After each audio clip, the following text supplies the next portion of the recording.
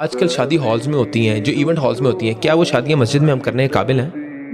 ہم کر سکتے ہیں؟ کیوں نہیں کر سکتے؟ کیونکہ ہم نے ایسی حرکتیں کرنی ہوتی ہیں کہ مسجد کا تقدس پامال ہوتا ہے۔ آپ کس معاشرے کے اندر رہ رہے ہیں جہاں پہ پاورٹی ہے، جہاں پہ لوگ احساس کمتری کا شکار ہے، جہاں لوگوں کے پاس وسائل نہیں ہیں؟ آپ اتنی لش پش شادی کر کے کیا میسج دے رہے ہیں؟ آپ ہزاروں لوگوں کے جو ہے وہ دل آزاری کر رہے ہیں، آپ ان کا دل توڑ رہے ہیں، آپ ان کی شادیاں مشکل کر رہے ہیں۔ آپ نے اتنا سٹینڈرڈ شادی کا ہائی کر دیا ہے کہ وہ غریب کا بچہ جو ہے، غریب آدمی ویسے ہی جو ہے وہ پریشانی میں مبتلا ہو گیا کہ یار اب میں کس طرح شادی کروں؟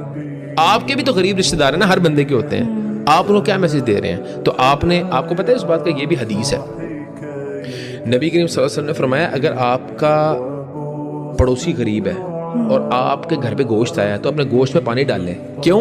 تاکہ اس کی خوشبو سے اس کے بچوں کی دل آزاری نہ ہو۔ تو ہمیں دین اسلام لوگوں کے جذبات، لوگوں کی فیلنگز کو جو ہے وہ متاثر کرنے کی اجازت